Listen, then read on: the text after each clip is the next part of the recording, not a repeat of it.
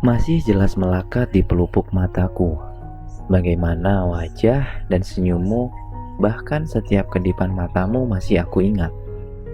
Meski waktu telah lama berlalu, tapi kenangan bersamamu tak pernah bisa aku hilangkan.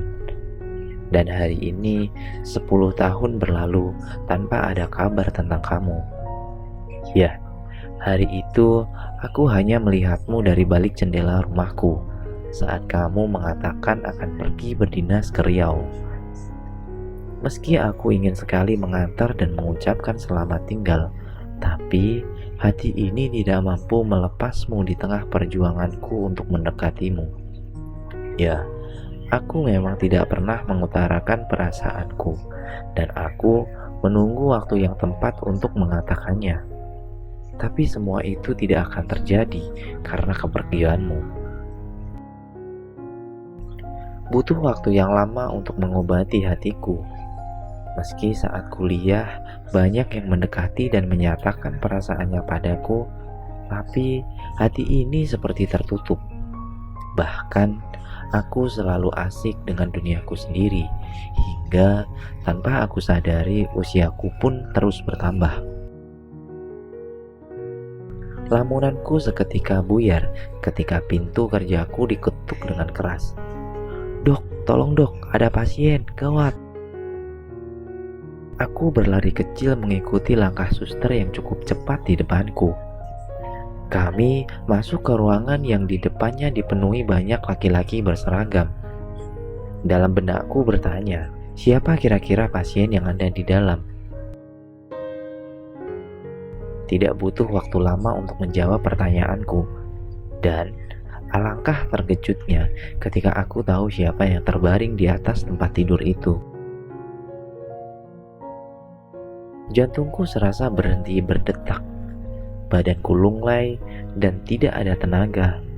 Aku benar-benar tidak mampu mengendalikan segala perasaan yang ada. Aku berusaha tenang dan menjalankan tugas. Aku membersihkan luka dan darah yang terus mengalir dari kepalanya. Aku berusaha secepat mungkin memberikan pertolongan pertama. Entah sudah berapa lama aku berada di ruangan ini. Setelah semua keadaan terkendali dan luka di kepala sudah berhenti mengeluarkan darah, aku pun menyarankan untuk dibawa ke rumah sakit di kota.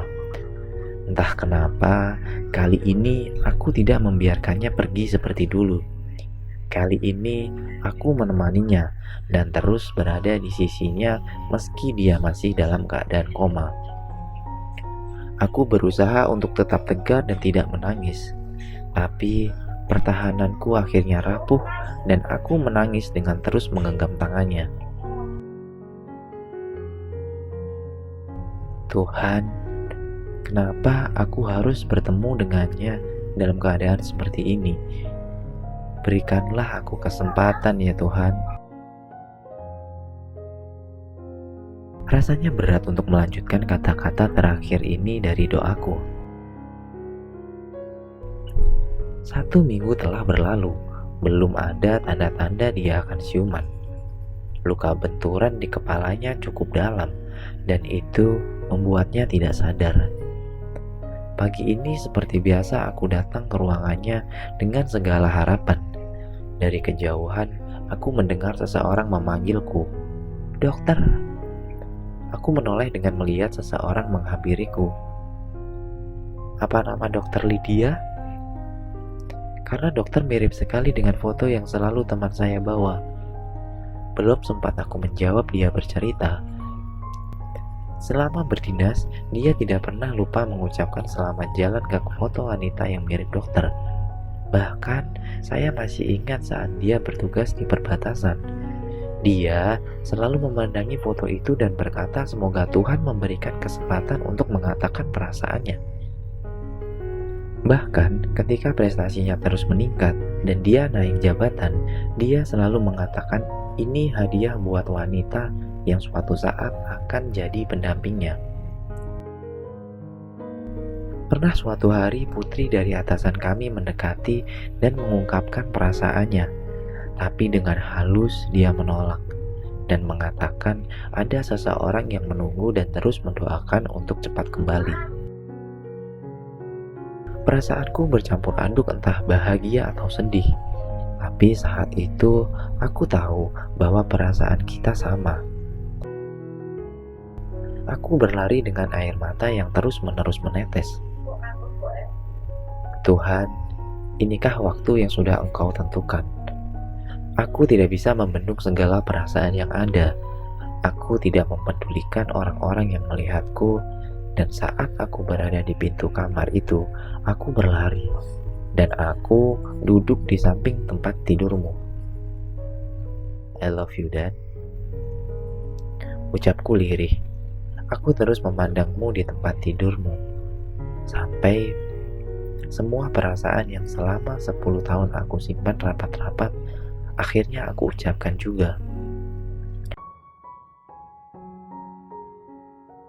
1 bulan berlalu, dan belum ada tanda-tanda dia akan sadar. Seperti hari-hari sebelumnya, setiap kali aku bertugas, maka aku selalu datang untuk menemaninya. Meski hanya melihatnya dalam lelap tidurku, tapi aku sangat bahagia. Hari ini aku terlambat menjenguknya karena banyak pasien yang harus aku bantu. Dengan tergesa-gesa, aku berlari kecil menghampiri kamar tempat tidurnya selama ini berbaring. Saat pintu terbuka, aku melihatnya di sana, dan aku semakin panik karena aku tidak menemukannya. Di tengah rasa takut dan kebingungan, aku mendengar ada suara memanggil nama aku dengan lirih. Lydia. Sontak aku menoleh dan alangkah terkejutnya, aku melihat sosoknya berdiri tepat di belakangku dengan senyuman yang selalu membuatku berdebar. Tubuhku seakan mau roboh, jantungku berhenti berdetak.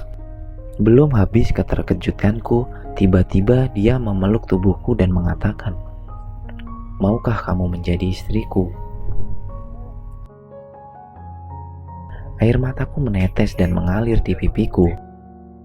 Seperti sebuah mimpi, dan aku tidak mau terbangun dari mimpi indah ini. Terima kasih Tuhan atas hadiah yang Engkau berikan. Aku akan menjaganya dan terus mendoakannya sama seperti 10 tahun yang lewat. Kami pun berjalan menyusuri lorong dengan bergandengan tangan dan menyongsong hari esok dengan sebuah kebahagiaan. Tamat. Cerpen karangan Ikeang.